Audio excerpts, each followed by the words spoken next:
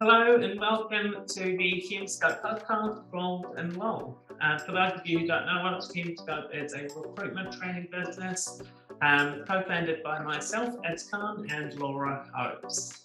And each week we're going to be giving you 10-minute snippets into our world of recruitment, tips and tricks to help you on your journey as an agency recruiter, and hopefully some laughs along the way too. Hope you guys enjoy.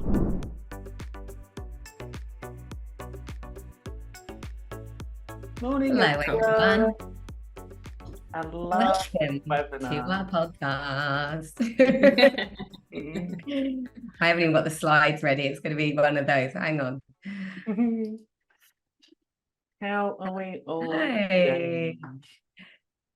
Oh, look at everyone. It's so nice, isn't it, when like we do this now and there's like loads of names we know, but then there's always like new faces. Hi guys, you don't have to have your camera on, but and we'll never like pick on anyone who does. Like if you do want your camera on, it's always so nice for us just to see some faces. So like basically we just need like one full screen of people. Yeah, their cameras have their cameras on. Don't feel lonely. All right, so the room is filling up. We have a minute or so, I reckon. Yeah, we'll just give it a minute. Off. Cool. We'll give it a minute and then we can run through what we're going to do. This is so nice. We've been recording. How long has it been, Ez? We've been recording this podcast for like maybe 18 months. Yeah. All right. Like definitely before I went on mat leave, we were going for it. We have no idea how many episodes. When we're coming up with new ideas for it now, we're like, have we done this one? But like it literally has been consistent at least once every 2 weeks for like the last 18 months that Esma sat down and just recorded it. And we don't plan them. We just pick a subject, we talk on that subject. And I know a lot of you listen to it and we're so grateful because yeah, we really love doing it. So hopefully you enjoy them, guys, because I haven't listened back to a single episode because I can't hear myself speak. God, no. So I literally don't know what they come out like. No. Hopefully they're good. How I do. I think at the beginning we watched them back as and now brutal. You can't watch yourself back on camera or audio. No. It is so brutal. And thanks, Candice. That's so nice. Some of you will be like, what podcast? Like, what am I doing here? All right. I reckon 11:02, people can just join as they come in, but we've got a fair amount to get to, I think. So welcome to our first live poddy episode. Our podcast is called Rolls and Lows. You can find it on our website. You can find it on YouTube and Spotify. But essentially the premise of the podcast over the last 18 months has been an episode a week. And it's just Ez and I talking on a topic of recruitment that we're passionate about. We only go for 10-15 minutes. The idea of the podcast is that you can jump out, get a coffee, and in the time that you're back, you've finished. Both Ez and I have ADHD brains. And so I personally find it very difficult to sit down and listen to 60-minute podcast episodes unless they're live or there's some level of engagement. So that's why we decided just to have it as 10-15 minutes tips and tricks for you guys. So this is our first live featured length episode with an audience. Just to give you, if you're on this call and you haven't, you saw this webinar and you thought, great, that's kind of my cup of tea, but you don't know who we are. Hume Scope, we're a training business. I know a lot of you know who we are, so we'll stay away from doing a full spiel. But myself, Ez, and Lucy all have strong backgrounds in agency recruitment. Ez and I founded the business 3 years ago. Lucy joined us not long after, and we essentially run courses, memberships, and subscriptions for the recruitment industry. That's a nice succinct summary. I know, I thought that was really efficient. I was like, I don't even need to go through who we are and our backgrounds. Yeah, there we go. So, how is this session going to run? We're going to get straight into it this morning. Lucy is emceeing for us. Lucy, can you give everyone a wave? I'm going to be, hard-hitting questions. Yeah, so Lucy's got 10 questions for us. She has a buzzer system, and we've got just like 4 minutes to answer each one, because otherwise we will go on and on. So we're hoping that will make up like a 40-minute portion of this live webinar. Any questions that you have for us off the back of our answers, or just anything additionally, it can be a heckle, it can be a challenging question, but anything that you want to ask us or chat about, please use the chat box. Our chat boxes in our webinars are always really conversational, so chuck any thoughts in there, and if you have any questions, chuck them in there. We will try and answer as many of them as we can at the end, or the ones that we think are most relevant for the group. Feel free to call us out if we're going over our time limits. We know Lucy's going to run with an iron fist today. And feel free to heckle us at any point. This is our live recording. And just so that you guys are aware, Ez and I have not done any prep for this. Like, this is not like we haven't done any prep for this. We've got these perfectly curated answers. Like, I've done zero prep. Like, I saw the questions on the way in this morning. I was like, no. Yeah. So you're just going to get our real-time thoughts, feedback. That's the point of this. This isn't a perfectly curated webinar. This is an opportunity for us just to chat, talk about recruitment, talk about what we think is going to happen next year, and hopefully give you guys some food for thought. You won't get access to slides afterwards, but this is obviously a recorded episode, which will go live. So you will be able to watch it back if you would like to. Have I missed anything? No, let's go. 4 minutes on each question. Go. Okay. Righty. And we're off. Okay, so as we know, January is a fucking weird month at the best of times in recruitment. So how do you stay motivated and set yourself up for a strong year? You just don't come back. Just don't ever return to recruitment. Yeah, you just come back. Australia and the industry. I've got this book, so I was talking to a client about this yesterday. Okay. The best thing that you can do for January is, in the last few weeks of December, start doing your update or revising your business plans. Like, if you've got static business plans that your consultants have filled out, or you as a consultant have filled out 6 months ago, the market has changed. So don't leave the year going, I'll sort it out in January, because if you don't have a plan, come back in January, you will be all over the shop for the first few weeks. You'll scramble. So the best thing I would suggest doing in the last week or two of December is forward planning for what happens in Jan, because historically we know it is a fairly quiet month. So I would be utilizing your last few weeks in December to book out your January with client meetings, candidate catch-ups, placement check-ins. I would be planning your whole January out, because otherwise you can come in and it's a bit of a wasted few weeks up until the Australia Day weekend, which is what we see a lot of consultants doing, sort of coasting for that January until Australia Day and then ramping up in Feb, but then it's too late to get a good quarter going if you're starting realistically in Feb. So business planning in December. That's such a good point. And I think so many recruiters, we thrive in reactive environments, right? It's what we love about this job, like jobs coming in and being able to work on them. The minute we're in like a fairly barren landscape and we need to be super proactive, that's when we decide to start planning. So I think it is like literally planning out your January with like, what candidates can I catch up with? How can I code my candidates better? How can I focus on building passive candidate pools?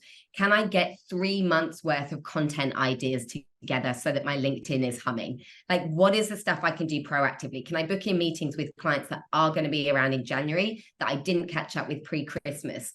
And I don't think it's a recruiter's most comfortable place, that kind of really proactive approach. Personally, like, I love it when work's coming in. It's like, oh, thank God, like there's stuff coming in. But I think January is that perfect time to get your ducks in a row. So I would be looking at candidate pools, better coding of your database, like all the stuff that you never get around to doing that you know is going to help support you throughout the year. January is the time to do it. Oh, I'm glad we're aligned on that answer. Imagine we get an answer and we're both just complete opposites. There's 9 to go. We could. We'll heck you. How did we go on timing with that one? Good. We're so. You've got a minute left, guys. Take a breather. Let's go, my other thing with January is those of you who've done our leadership course would have seen this. We use a tool called the Wheel of Life, and it's an opportunity for you to kind of look at all areas of your life and see where you're out of whack and out of balance.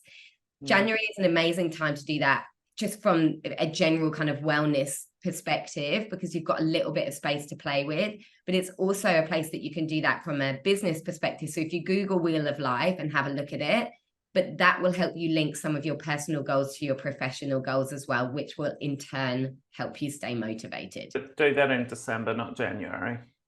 You got time? No, you've got to get straight onto it in January because you want a good quarter. Like if you're faffing around for the first few weeks planning and recapping, I'm like, you have to do that in December so you're good to go in January. So you have a good quarter, because most consultants will have that few weeks of not faffing around, but trying to get their ducks in a row. I'm like, it's kind of too late, because then you're not starting really until Feb, and then it's too late for that quarter.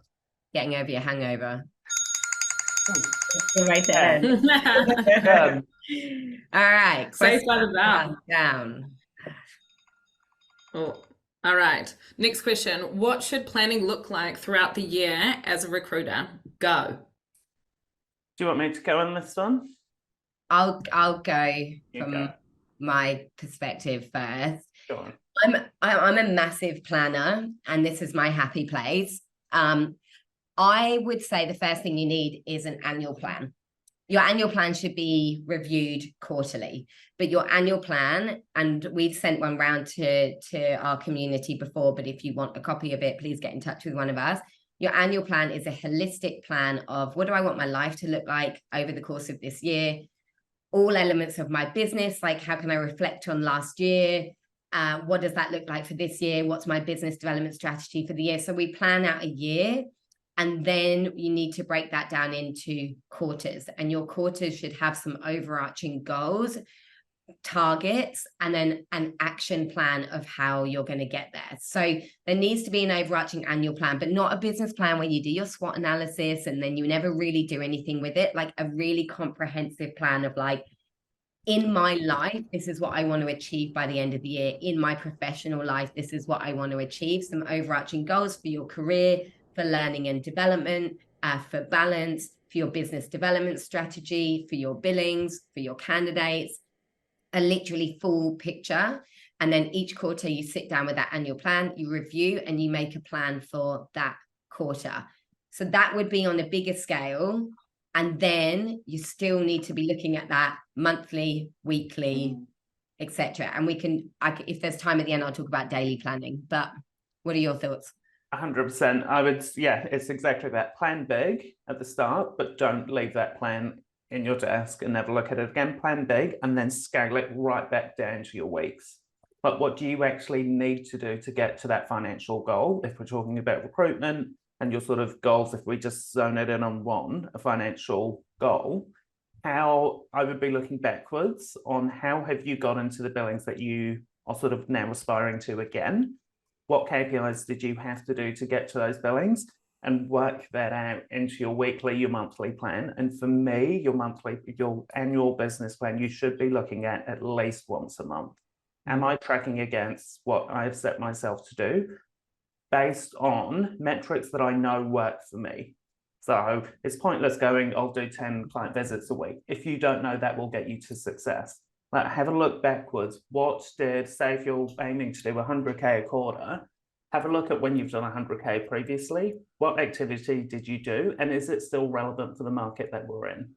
Like, that needs to be sort of a question you ask yourself. Are those metrics relevant for the market that we're in? Because no doubt you'll have to do a way more amount of BD now than you did 12 months ago. Right? It's just a fact. The market has changed. So you do need to look back, but also then adjust for the market that we're in and hold yourself accountable week to week on those little things, because those little things will get you to your goal. So it's all good having a big picture idea of what you want to achieve, but if you don't have it planned scaled back to your weeks, it will get left behind and you won't follow it through. Yeah, totally agree. I think it's just about the alarm's about to go off. Daily planning, I use Trello. I honestly live my life by Trello. I know so many of you are sick of hearing me talk about it, but you need some kind of daily workflow management. A to-do list is so one-dimensional when it comes to planning a recruitment desk. You have so many spinning plates. You need something that can incorporate all of them, something visual where your brain is on a page that helps you manage your workflow and where you're spending your time. I utilize Trello for that. You're done, Nela. Although I would say, I think at this stage, Laura, you need a discount code for Trello board. Really should. Hashtag Trello. Alrighty, next question. What role do you think automation will play for recruiters in 2024? You have this one. I was going to say, what are you going to say, Laura? Not my place. I have seen a lot of agencies go live with a lot of automation tools with mixed success. I think done well. I've seen some agencies do this really well, and they have saved themselves so many man hours across their business. I think we will start to see a lot more agencies automating very basic processes.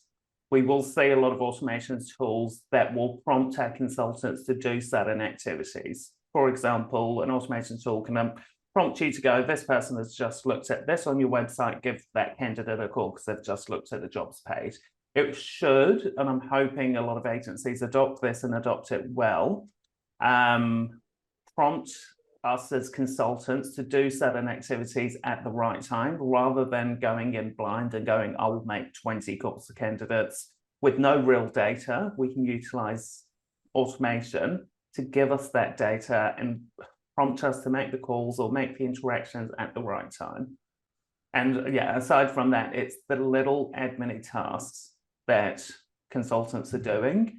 I think a lot of agencies are already looking at this, certainly within our membership client base. A lot of our agencies are looking at adopting automation. My advice on this would be to do your research, get some experts in to help you. And through Roger at RecMate is great for that. But bounce ideas off of someone who knows what they're doing, that has worked with multiple agencies, tell you what's possible, and map out what those automations look like, because it can save you hundreds of hours a month across your business. But I think that's what automation will look like. I know a lot of agencies will just go gung-ho and sign up for automation tools. They won't get a huge amount of success, so they'll pull back, and then they've wasted a lot of time and money adopting an automation tool. So I know that will happen naturally. It does happen across our industry. But my advice there would be get an expert in to help you map out what you can automate and what you shouldn't automate. But I think we will see a lot of that across the industry. Those shitty little admin tasks that shouldn't be a human doing it, that will be automated. And anything that allows you more time for the human element, implement. Anything that strips the human element, get rid of it, is my thoughts on this. Like anything that takes you away from human interaction, not a great automation. Anything that gives you back more time for it, brilliant automation. And that's the way I think as recruiters we need to look at it. We cannot automate the human experience. What we can automate is a lot of the stuff that hinders us being able to focus on that. And for any of our membership clients, we did a whole session on what we automate and how it works. So if you want a recap of that, if you're a member client, give us a shout. But yeah, that's what's happening in automation, I think, next year. How long have we got left on that one, Liz? 45 seconds, but we can move on if you're done. Go next. Efficient today, Laura. Flying. I know, because it's not me making an omelette. It's not us just waddling around being like, hey, we're here to have a chat. We're suddenly like... Don't get too confident. You've only done 3 questions. You're just cruising. All right, next question. What is the most effective form of business development? Go. I would say that I'm very techy, and everyone will know I love adopting new tech, blah, blah, blah, blah, blah. But in a lot of ways, I'm quite old school, because I know what works from a business development perspective. All the tech, the social posts, all of that stuff that we do is great, but it's completely pointless until you've got the final piece of the puzzle, which is the most effective form of BD. It's human interaction. It's one-on-one client visits. Like, you can do all the content in the world and you've got thousands of likes. It is pointless until you can convert that. And to convert that, 9 times out of 10, you're having to meet someone. So the most effective form of BD for me is face-to-face interaction with your clients, ideally in person, if not Zoom, but ideally in person. That's where you can effectively sell. The most effective way to get buy-in from a client, get them to trust you, get them across, well, understand what their actual pain point is so you can effectively tailor your pitch to that. That all happens off the back of a good client meeting for me, because you pick up on little nuances when you're face to face with someone. They won't always tell you what their struggle is, but if you are fairly intuitive and you're actively listening, you will 100% pick up what their pain point is, and then you tailor your pitch in real time to what you've just picked up on. That's the most effective form of BD for me. And yes, it starts with a lot of sort of mass content, and all of that is amazing and everyone should be doing it, in my opinion, but not solely. The end part is still fairly old school. We're having to meet with people. If you only targeted yourself on one thing in recruitment from a business development standpoint, I would say just aim for 5 meetings a week. 3 to 5 meetings a week. If you're not going to measure anything else, if you have a real strong aversion to the word KPIs, like, just focus on meeting 3 to 5 people a week. It will totally change. That's always been, when I was running a desk, that had always been my aim. I actually do have, and I totally agree with you, I'm exactly the same, but I have one other thing that I want to add to this. Planning your BD is still doing BD. I think I was having a conversation with someone on Monday and they were like, oh, just like in that planning mode of BD, and I just don't feel like I'm being efficient. I'm like, it's still business development. Writing your social post, business development. Connecting with people on LinkedIn, business development. Writing a really great pitch document, business development. Researching new people to meet, business development. If anyone is telling you otherwise, they're still recruiting in the 80s. You don't plan your business development, you can't be effective when you're actually speaking to people. So don't take away the importance of prep and call it BD. Like, because so many recruiters are like, that's not the most valuable use of my time. I'm not on the phone. I'm not seeing people. And therefore it's not business development and it doesn't have any value. And actually you can make your business development so much more effective, pinpointed, targeted, if you actually call your planning BD. 100%. Could not agree more, love. Oh, love that question. Yeah, that's a good one. I feel like we could have gone over on that one. I can feel myself getting into a Laura rant, like proper. Could have kept just escalating. We've got 20 seconds left, guys, if there's anything else, but we might have some questions at the end, so we could just save some time as well. Yeah. Shall we? Cool. Move along. Alrighty. What type of content loves a content should you focus on sharing and posting with your network? I would say variety is good, first of all, but posting the same old stuff, text-based posts, if you're constantly doing those, variety is good. I would do a mixture of video, image content, written content, but all of these for me need to, in some way, shape or form, add value to a target audience. Now, when I say target audiences, your posts don't need to attract every single person that's connected with you to like it or comment or really resonate. But if what I typically do and what we always do is when we're writing content, who are we writing this for? Is it a group of people? In which case, how are we adding value via our content to this group of people? It doesn't need to connect and resonate with every single person in the world. It just needs to resonate with a group of people, and it needs to be adding some form of value either to their life, to their professional life, or both. And if you genuinely can't answer, a general rule of thumb for me is when you're writing a post, is it going to add value to someone's life, whether professionally or personally? And if the answer is no, and I'm just writing a post for the sake of writing a post, it rarely does well. And the posts that do well, the intention is this is going to hopefully is going to add some value to my network of people or a group of my connections. That's what I would say. And all good content that engages an audience is solving a problem, solving an issue, addressing a challenge that people are facing. That's what gets engagement for me. That's where I would start. If you want a really good place, just a good rule of thumb with this, 3 posts a week, 1 recruitment focused, 1 your industry focused, 1 personal focused. You got 2 posts a week that are adding value to your network, 1 through your knowledge of recruitment, 1 through your understanding of the industry, and then 1 is for people to get to know you on a more personal level. It doesn't have to be like overshare status, but it's just to show, it's just to humanize your personal brand, you know, just to actually show the person behind the work that you do. But if you are just posting jobs, you are just asking for stuff from your network continuously. Yeah. So you need to be thinking, do I have a mix? Recruitment, industry, personal, and then additionally, you can post jobs out. You can ask for, you can do a poll with your network. You can ask for things back, but at least 3 times a week. Twice a week, you need to be adding value, and once a week, you need to be showing your humanness behind that. I love that you said personal brand, because we hate that term because it's so fluffy. Because it's just become a thing, hasn't it? Yeah. Like 3 steps to engage your audience with your personal brand.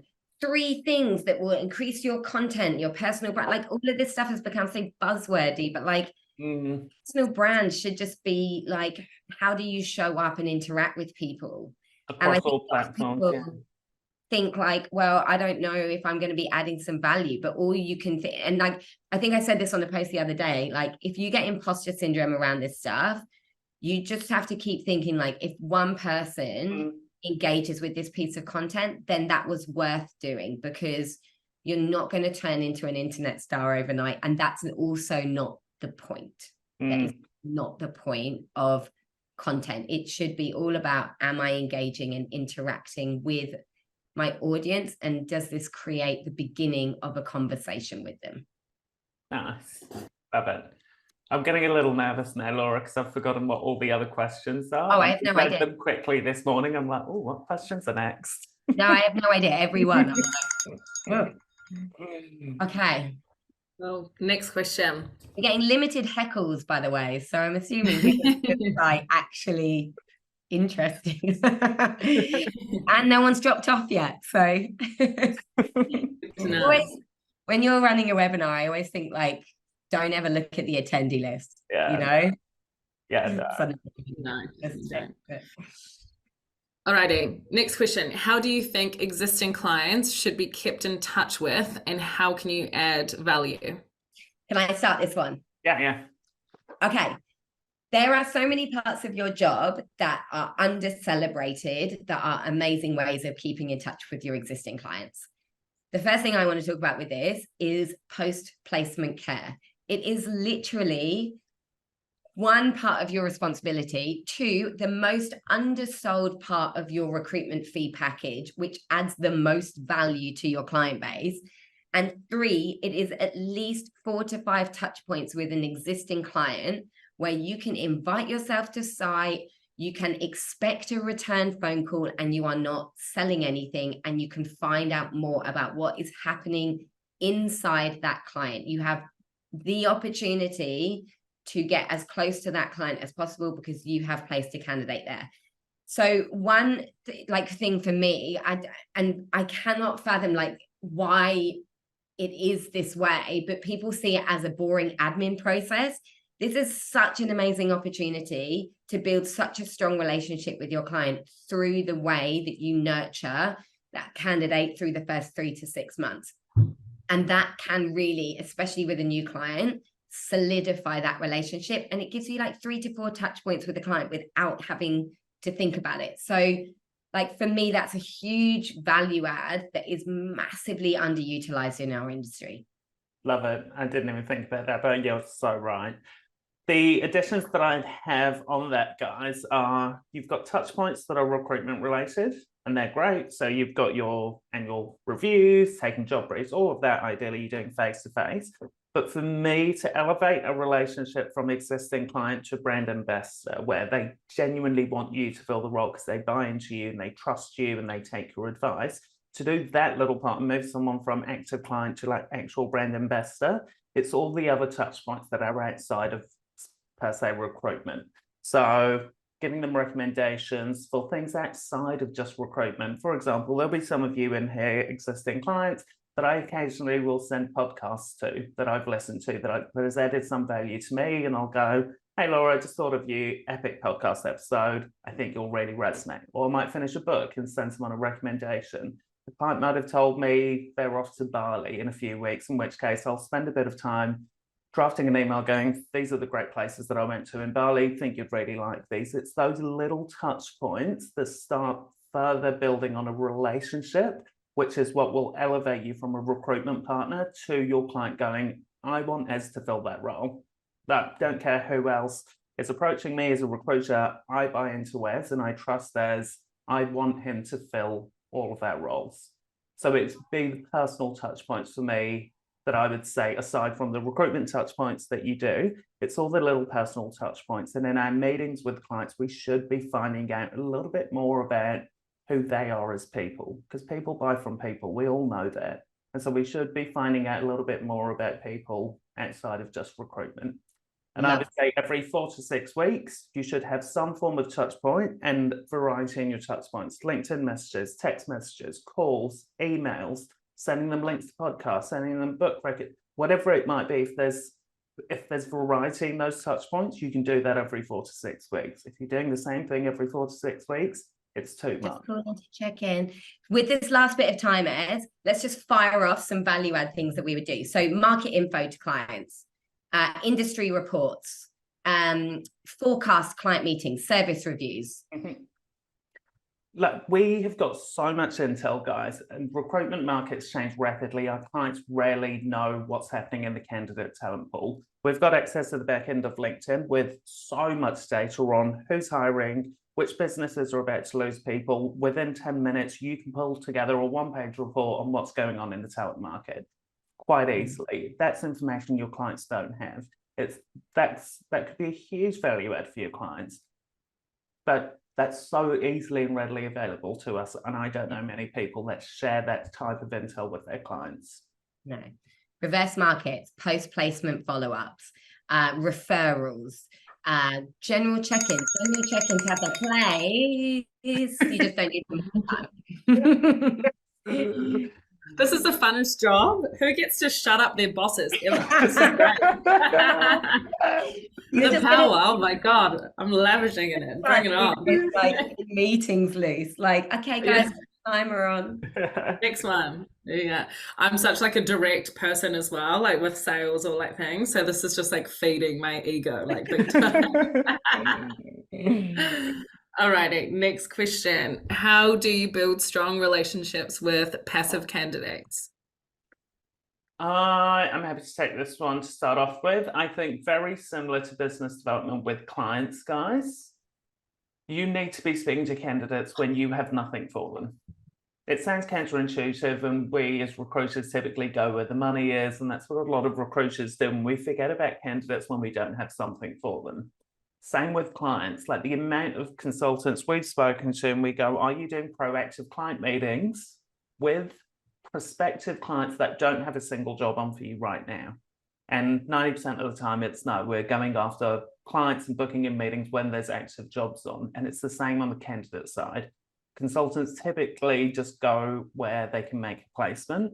And to build a genuine relationship, the best way to do that is speak to someone when there's nothing on the table. Engage with them when you've got no job for them. They're not looking for an opportunity. That's when you should be meeting people, because that relationship will be solidified. Most consultants are not doing this. They are going after where the money is, where the placements are right now, and they're not thinking proactively.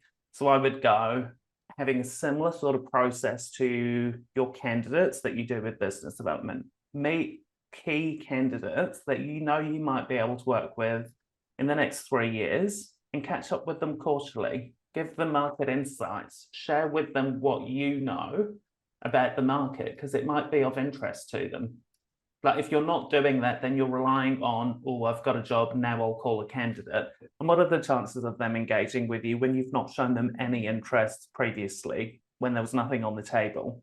Do you know what I mean? If you're only reaching out to candidates when you've got something for them, there's something on the table, and it will be seen somewhat selfishly, and you've got very little ability to influence someone, versus you've caught up with a senior person for the last 3 quarters, you've all of a sudden got a role on, and it's like, hey, just catching up, this role, I know you're not looking, but you really need to speak to me about this role.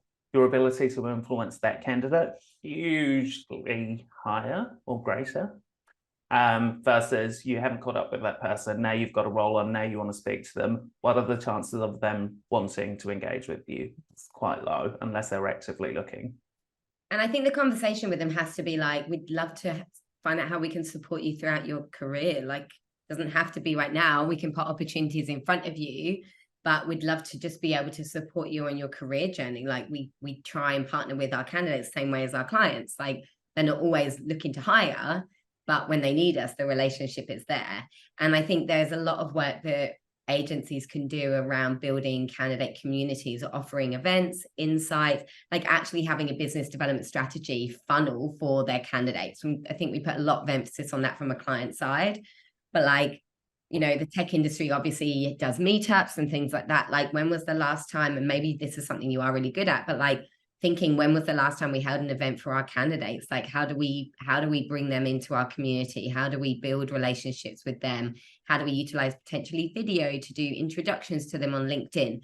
Are we focusing on building passive candidate communities through in-mails? Because that is just how every single good candidate is being contacted, and it's just never going to build you the beginnings of a good relationship. So I think applying the same principles of a business development activity with the viewpoint of, I only need to build a relationship with 1 or 2 good candidates a month to start to build up a passive pool to support my active sourcing when I am hiring for a new role, right? A passive candidate approach isn't like, cool, by the end of this month, I'm going to have a pool of 100 candidates that all know me and like me.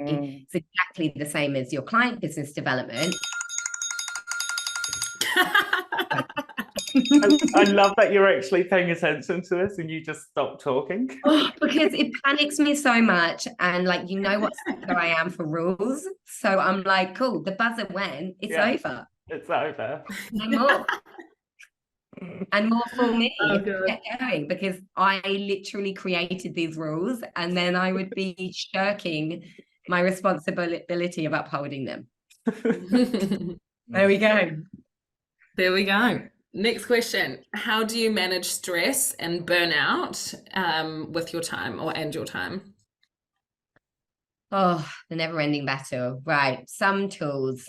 I'll start, because I feel like most of us live on the precipice of stress and burnout, right? And I think a lot of recruiters, a lot of people who, you know, pride themselves on professional success, type A personality, typically very driven, don't know when to stop. A lot of us link our professional success to our personal self-esteem. Hopefully I'm not just talking about myself here, but we have a lot of these traits as type A's. The first thing, so often we perceive like getting to the edge of burnout as being like, you know, we're working as hard as we can. That's a really productive thing. But if we're constantly taking ourselves there, we're constantly sitting in dis-ease. We're pumping our bodies full of adrenaline, cortisol. All of these things on a long-term basis can create chronic illness. So anything that can combat that and bring your body back into its parasympathetic nervous system. Exercise, meditation, sleep, eating well. I know that sounds so simple, but until a couple of those things were stripped away by having a baby, like the sleep thing, I didn't realize, like, I was like, yeah, they're the fundamentals, like, but what can I do on top of that?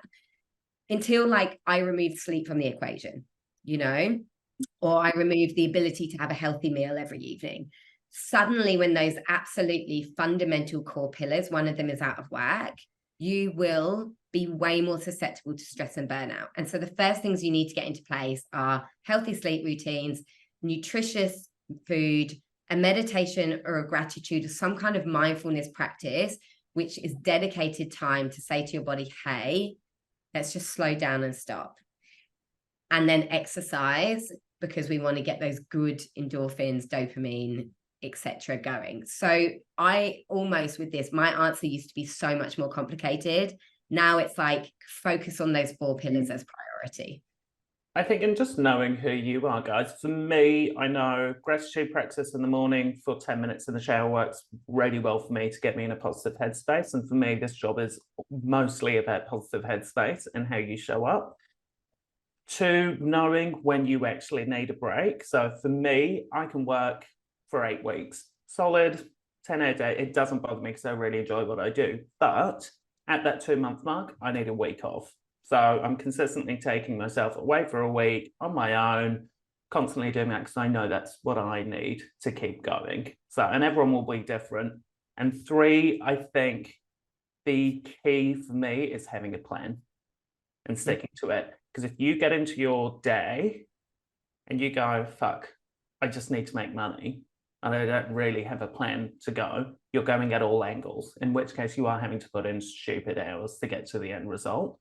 It's nerve-wracking, it's anxiety-inducing, and that typically brings down your levels of happiness. So I'm like, if you don't have a plan for your day, your week, your month, your quarter, it will be highly anxiety-inducing, in which case you will burn out very quickly. So for me, it's that plan, both professionally and personally. How are you going to wake up in the morning? How are you going to set yourself up so you're not rushing to the office and going in with this highly anxious attitude and low sort of drive? But you need to sort your headspace out, and whatever that looks like for you, 30-second meditation, mindfulness, breathing exercise, we're all different. Do something that will just slow you down before the day so you can get going when you're in and you know what you're doing, more importantly. Because if it's so loose, you'll be doing a lot of everything and you don't have a level of success and achievement at the end of the week. I want to talk about this one forever. I'm like, but there's this and there's this you could do, and there's this and this and this and this and this and this. There's so much you can do. You only need 5 minutes to yourself in the morning. Okay. So good. Alrighty. How do you plan for your own career and development? One of our phrases with our new recruiters is your career is your responsibility. And like, as trainers, we fully believe that, because like there's only so much you can do as a trainer to get someone engaged with their learning journey, right? Like, all of you have shown up today because you potentially want to learn something new. Like, you've taken ownership of that. Like, some of you might have been forced to jump onto this, but whatever. Hopefully you're but like, we say to people at the beginning of their recruitment careers, like, your career is your responsibility. Like, yes, opportunities can be put in front of you, but I think Ez and I and Luce have both taken real ownership over being proactive with our careers. And I think for me, that's like my number one tip, is like, make your intentions known and ask for a plan to get there, especially if your agency doesn't have like a set career pathway or competency frameworks. Like, if there isn't anything in place for you at the moment, don't just sit within that and go, well, there isn't anything available. Like, you have to find the confidence to create that journey for yourself. And put yourself out there. I would say that's my best piece of advice, planning out your career development. Sit there and go, the job that I'm doing, great. You get paid to do the job that you're doing. If you want an advancement in your career, 99 times out of 100, you're going to have to be driving that. Your manager won't sit there planning out your career development, unfortunately. It just doesn't happen unless you're in a very structured organization with very clearly defined pathways. And we all know that's not the case for most of us in smaller agencies. And so sitting down and going, where do I want to be? What extra projects am I going to drive? Not wait for my manager to go, who's up for doing this extra thing? What projects am I going to drive within my agency that will elevate what I already do and what I get paid to do? I think that's the critical one for me, because I was a senior consultant at Morgan, and I literally did this. I was like, I don't want to be a senior consultant. I want to be in an ops space role leading leading teams. And so planning out what extra tasks can I do? We had a bullhorn merging sort of project on. I put my hand up for that and I was like, I'm good with software, I can do this. And it took me extra time in my day. I stayed behind, blah, blah, blah, but it was proactive. And had I just waited to go, I'll wait for the owner to go, who wants to do this project? It would never have happened. So being proactive with where you're wanting to go and how can you put yourself out there to do more outside of what you get paid to do. Yeah, because you are the only one who can create that, right? And look externally, I think, because a lot of the time we don't have an L&D function in agency. So who can you learn from? Get mentors, ask other people that you aspire to be in their role. How did you get there? Speak to people. That is the best way to map out how you're going to get to the role that you want to get into. Because it's usually external. It's not within your agency, unfortunately, because we all work for SME agencies. We don't often have people within there that have got the time to help us in our careers and growth. Just to clarify, Ez doesn't mean look outside of your agency for a new role. He means look outside of your agency for training, development, and coaching opportunities. For any one of our clients on this call, Ez did not mean for your staff to go looking elsewhere. What he was trying to do there was just a very subtle plug of Hume Scope L&D training is all it was. Yeah. And we also offer. But there's so much free stuff, guys. There is genuinely so much free stuff out there that you don't need to sign up for a lot of stuff. That's it. You're over. Done. Not a word over that bell, my friend. Stop plugging ears. Stop selling. Alrighty. What do you think will be the biggest change to recruitment come 2024? Oh, I've got a prediction. Oh, okay. I have. I think so. I think there's been a lot of talk in the market this year about a drop in vacancies. No one's billing. It's all doom and gloom. And guys, we've just got early release data from our recent survey on billings across senior consultants in Australia. Over 200 people have filled this out anonymously. Average billings for March across senior consultants, 96k per quarter. Average June quarter billings, 106. Average September quarter billings, 119. So it's trending upwards.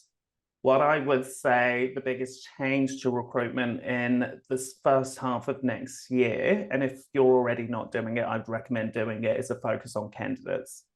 If you've been in recruitment for 10 odd years, you'll have seen this merry-go-round of recruitment. Not enough jobs, not enough candidates, not enough jobs, not enough candidates. And the agencies that do consistently well have a complete focus on both at all times, knowing that it will turn around. And I've seen a lot of agencies in the last few months, the last year, just purely focus on winning new clients. And they're dropping the ball on the candidate side. And when the vacancies increase again, they're not prepared to fill them because they haven't focused on candidate engagement. So I think the first half of next year, a lot of agencies will see an uptick in roles. It will happen. And the agencies that will do well out of that will be the ones that have had a consistent focus on we're continuing to add value to our candidates. Even though we can't place them right now, we're building those relationships because we know this will turn around and the agencies that will profit are the ones that have had a consistent focus both on candidates and clients. That's my prediction, or biggest change in recruitment. And I think there'll be agencies that slowly get on board with that, but it might be too late to capitalize on the shift. Yeah, and then we'll all forget that BD ever existed again. And we'll be like, there's no candidates. And it's like, the market swings. Biggest change to recruitment in 2024.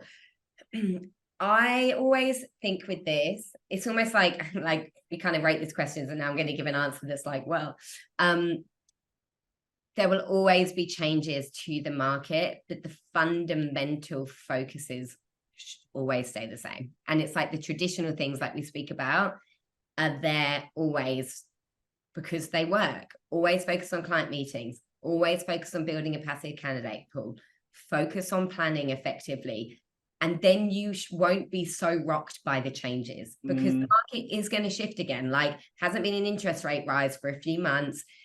Housing market's a bit fucked, but things are starting to stabilize. We're getting good reports out of the tech industry, which generally does tend to lead a lot of the predictions in other spaces. Like we're starting to see that softening become a little bit more robust. People are getting their confidence back, I think, but don't drop the ball in either direction. And I think that's the thing, we're so led by like, what's going to change next year? What's going to happen to the market? Oh my God, there's a recession. Oh my God, we're flying. It's like, can you keep a baseline of consistency where whatever fucking happens with the market, you're still focusing on the same activities, but you might just need to up them here, but you don't forget about them here, you know? And so I almost with this, I'm like, I almost feel like with this question, like, fuck the changes. Like, just still focus on getting in front of people, focus on what is within your control. But I think if we were going to pick one thing as well, it would be that automation to day-to-day tasks. I think that will keep evolving for next year as well. Love it. Wrote the question, but we didn't really answer the question. Yeah, wrote the question, then decided I hated the question. So that'd be a good question. It did just go off too, but I ended it quickly. Wow. Oh my God, we did. Oh, oh my God, you did. Oh, I thought we still had a few left. No, it's 10 to 12. Oh, that's nice anticlimactic. I know. You should have given us a heads up, Lou, said it was the last one. Well, she didn't. I'm not doing the slides. That's Laura. Yeah. And to be honest, I wish we kind of wrote on their last question, like, you know, gave it a little bit of, that's what happens when you don't plan, I guess. All right. Do we have any questions? I saw a question very early on. There was a question like right at the beginning. I love Hannah saying, Nicola said, I found that giving up alcohol has been the best for removing stress. And Hannah said, I think removing my kids would be another great way to reduce biggest challenges the recruiters are facing in the current market? Time, always their time. I think a balance of what their actual activity is and still struggling with business development. I think a lot of people have built business development way bigger in their heads than it needs to be. And it's a battle for a lot of people across, and it always has been, always will be a challenge. Business development will always be a challenge because people build it up far too great in their head. They don't have a plan. They don't know how to execute on it. And so they rely on cold calling and random approaches, which never work. Consistency with business development works. Again and again, every research article will tell you that 7 touch points before a client converts on average. If we're not being consistent, forget about BD. It's not going to work. It'll be intermittent at best. You might get lucky.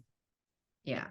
I think the other thing with that biggest challenge is not knowing the numbers that affects your day-to-day activity. We speak to recruiters all the time, like, what's your average deal value? What's your fill rate? How many calls on average, or how many interviews does it take for you to convert a client? And like not having access to this basic data as a recruiter, it's so like you wouldn't run a business without understanding like your numbers, right? And I want everyone in recruitment to think about their desk as their own business. Like if you understand the fundamental data that affects your output, then you know what to put in. And I think so many of us are just running blind. Like I should be doing, I need to do more of, It's like in your planning, there should actually be like, okay, this is my average deal value and this is my fill rate. This means I need to pick up X amount of jobs if I don't change anything with those. So X amount of jobs, well, how do I pick those up? Okay, well, last year I did 100 client meetings that got me this many jobs for this year. And it needs to be structured in a way that you can back yourself with the numbers. 100%. Right, firing through the next few questions. How long are you leaving between first and second touch points in terms of direct messages to a prospect? Okay, my response to that would be it needs to be variety in the touch points. It wouldn't be 2 direct messages to a client and they don't respond, we send another one. It's you need to be adding value on the front end of those interactions, and we're not actually approaching clients one-on-one until a few little touch points have happened on an automated basis where they've seen value, they've seen what we do in their own time, they've researched us. That's when we do the initial approach one-on-one. That tends to work really well for us because at that stage they've had a few touch points, they've gotten value from some of our content, the likelihood of them then engaging with us on a one-on-one call is much greater. So I'd go plan out your 7 touch points, have variety. Don't expect them to give you the time of day right off the bat. Try and add some value on the first few touch points and then reach out to them would be my advice on that one. Vanessa said about CRM platforms, I don't always feel comfortable talking about them in session, just because we partner with a couple. There's lots out there, but yeah, I'm not always comfortable with referring, like just speaking for one CRM platform. I think it depends totally on what your agency needs, the size of your agency, how you utilize automation. Like, I think that's probably a bigger question. You're far more diplomatic than me. I've got a definite answer. So if you want the answer direct from me, I will happily give you an overview of all the CRM platforms and which one I would go is heads and shoulders above the rest. But yeah, I'll do that privately if you want to reach out to me. Carolee said, as your course is good for freelance recruiters or just agency recruiters, 100%. We have so many sole traders, individual recruiters that sign up to them. Hannah says, talk to Andrew Roger about CRMs. Absolutely. Harry coughs, Salesforce. Look, we neither confirm nor deny anything. Candace said, do you break this down in your courses? Yes, absolutely. Touch points we do in our membership. We are actually going through BD calls in our next membership session next week. I do have a slide on this, guys, and you know how we feel about like these webinars are designed for you guys to learn, to grow. We love adding these to our communities, but we just want to highlight, I guess, what our offerings are for next year. So those of you who are interested in that, we have a new recruiter course that runs, we have a business development course, we have a leadership course, and we have monthly workshops next quarter. So we have all 3 of those launching, but actually what we are focusing on launching is our new Hume Scope membership, which incorporates all of our courses and all of those additional things you see on the screen. And that is actually going to be after the beginning of next year. The only way that you're going to be able to work with us going forward is our full membership offering, which includes all of this for just one annual price. That's the way we're going to be working going forward. But we do have the new recruiter course, our business development course, and our leadership course running one more time individually next year. Lucy can talk anyone through that offering. I've probably totally overcomplicated that. If anyone wants to see what that looks like for next year and for their agency, Lucy can talk you through what that would look like for you as an individual or as an agency. That's nice, Tom. Thank you. I did not pay Tom for that shout out. But I will send you something now for doing it. Guys, thank you so much. We're out. Yeah, we're done. We're genuinely always so surprised at how many people rock up to these events, and yeah, we do it because we want to add value, genuinely add value. Obviously it helps us engaging with our community, but we genuinely just get off these webinars and we're just like, fuck yes, we feel so pumped. Yeah, it makes our day. So thank you for joining, guys. Really, yeah, and there will definitely be more of them next year. We'd always love to hear from you guys on what we run these sessions on. So if you do have any ideas or there's anything that you would enjoy hearing from us on, please get in touch. And if we feel like it would have kind of, you know, bigger appeal, we'll run it as a session. There will always be these free webinars for our community, and we enjoy them so much. So thank you for coming. This episode will be released on Friday, so you'll be able to send it to people, listen to it again if you want to. But yes, thank you so much for joining us. I had an absolute blast. Woohoo! First live webinar, live podcast. Yeah. Guys. You guys did so well too. Well done, Laura. That was awesome. Is it time for a glass of something? Midday. Awesome. Thank you, guys. Bye.